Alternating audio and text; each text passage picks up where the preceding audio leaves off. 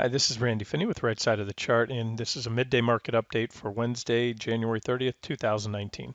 All right, so I wanted to wait till the Fed was out of the way today, and I wanted to get the video out before the market close.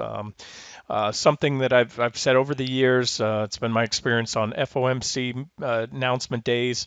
You're best not to react or put too much into the initial reaction after an FOMC meeting. What I mean by that is almost invariably you're going to get a immediate rip or dip to the FOMC announcement. You know, high frequency trading machines kick in, buy programs or sell programs.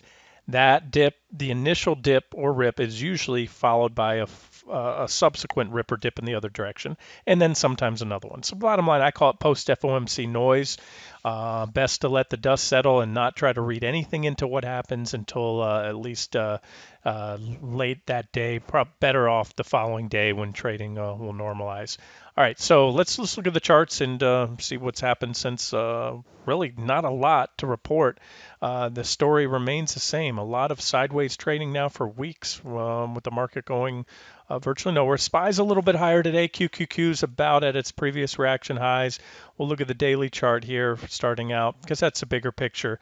And we still have a story remains the same, a mountain of overhead resistance. And that's one reason the market hasn't been able to go anywhere. It's rallied. It's not going down, but it's not going up either because, again, you have all these trades from earlier in 2018, late 2018, these sideways trading ranges here, a lot of volatility. And so that's really a confluence of resistance or overhead supply. And give the S&P 500 credit. It's gotten up into the bottom end of the range. And what happened when it took out the 50, it's been dancing along the 50 days. So let's keep an eye on that. You can see the 50 days, this yellow line here, and that's been holding as support. Now we have the key 200-day EMA coming up as well as this 269.27-ish resistance. And I showed you last week, was it, or earlier this week, a significant resistance level and trend line coming in on QQQ, which we'll get to here in a second. So that gives us from this point, or at least where we hit the highs today, if I can grab that little reaction high, you're talking minimum about 0.5% upside until you hit a significant resistance level. QQQ, this is the downtrend line I was talking about recently, coming in with the 200-day, which does a great job on QQQ, defining, acting as support and resistance. Now, when you have volatility, you traded through it here quite a bit, but you only regained it on these 1 or 2 day bases and then failed below it. So that is right now, just as we have in SPY coming up, about 0.5% or so overhead. We have that downtrend line and 200-day coming up. And I would tell you, I'd be shocked if we went through the 200-day like it wasn't there. Now, I'm not talking a one-day pop. That's what we had here. But to go through it and continue on, again, the odds, I think, are slim to none. So there's and then price resistance. Again, this is just all a confluence of resistance. I could add line after line after line. So that's what we're looking at. Also worth noting is the PPO's high level's been turning down recently. So watch, we don't have it yet, but look for a clean bearish crossover on the PPO like we had right here. There's a bearish cross. There's a bearish cross, and you can follow the crosshairs up and see what happened in prices. So that's something else to keep an eye on there. Okay, zooming down to the 60-minute charts. Again, this is what we've been looking at here. Complete sideways trading range now. The markets refuse to go down, and they also refuse to go up for the past what is that? A couple weeks now. Actually, mid-month there. Yeah, there's the 14th, the middle of the month. So sideways trading range. And you can't really, let's just try not to make too much of that. Like I said, we did have the divergence, and the divergence so far is only playing out for a correction in time, not so much in price. So we'll just have to see which way this is resolved. Again, I showed you that upside there on QQQ, going back to the daily chart. So we're really looking, if we pop the recent highs on QQQ, again, these were those 3 highs on the I just showed you on the 60-minute chart. You're talking again on SPY. I told you it was 0.5%. You're talking about roughly the same, maybe up to about 1% or so. And especially if you want to allow for an intraday pop, if we get there. So I can tell you we still have the official short trade on the site. We are flat on that right now. If it's underwater, it's underwater by a small fraction of percent, and I feel still very comfortable with that trade. Not so much, look, if it gets stopped out, it gets stopped out. But this market right now, I have, maybe it's a bad habit, and stops are there in case I'm wrong, but I have very little fear of an upside melt up at this point. There's just too much overhead resistance. And one of the things is this market, initially I had, higher targets on the markets, and I'm starting to back off those targets, because what I didn't see here was a pullback, and maybe we get it, and then another thrust higher. But so far, we've just had some consolidation here. We haven't had anything really close to like an ABC type correction. We haven't had that be. So I'm still looking for this right now, despite the exuberance after the FOMC meeting. Again, upside's minimal.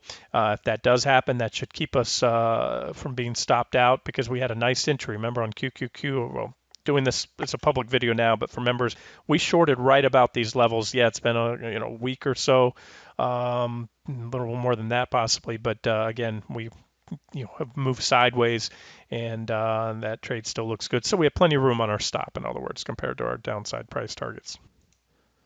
Okay, and we'll keep this video quick, since again, we can sit here and talk about things all day long, and you can take this action as you want, but this is the end of the day. This is a stalemate between bulls and bears. We have a multi-week sideways trading range. QQQ is now at the top of that trading, I should say NQ. I'm sorry, guys. I just flipped over to the NQ, the NASDAQ 100 E-mini futures 60-minute chart, and you can see this is so far that about 68, we'll call it 68.12 level, is where QQQ, or NQ, I should say, the NASDAQ 100 futures, that's the top of the range, with the bottom of the range being down here. We've had a few spikes below, and you can see here what's kept this thing alive. Here's those small 60-minute divergences, very small, and they play out for these small pops to the top of the range. So that's a trading range right there. It won't last forever. We don't ever have any trading range, at least in the indexes, that stay this tight for this long. So we'll break one way or the other. If we break to the upside, like I said, we're looking at about 3/4 to maybe 1% upside on the NASDAQ 100 is what I see before significant resistance and a reversal there. And if we break to the downside, well, again, you can see the targets right here on NQE mini futures. And then ES, let's look at that one. ES is the S&P 500 E-mini futures, and we have similar. You can go back here and you can see some reactions where this area started reaction. So this is a resistance zone, these two lines in close proximity. There's a tag at the bottom of the resistance zone. And so far today, we stopped cold right at the top of that resistance zone.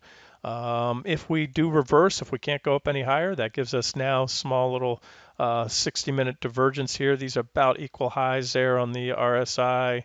But we'd have to turn down very soon, otherwise we'll take these divergences out. By take those out, I mean once we make a higher high above the previous high, we no longer have negative divergence. So, but the bigger picture is this: it's frustrating whether you're long or short, because the market's not going anywhere. If you're trading the indexes, but that's what we're looking at. So again, we pop to the upside, which I could flip a coin.